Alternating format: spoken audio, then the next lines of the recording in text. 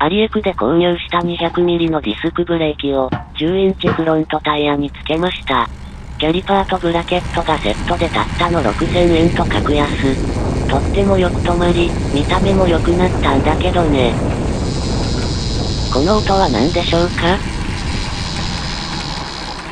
ブレーキを離したら音がしない。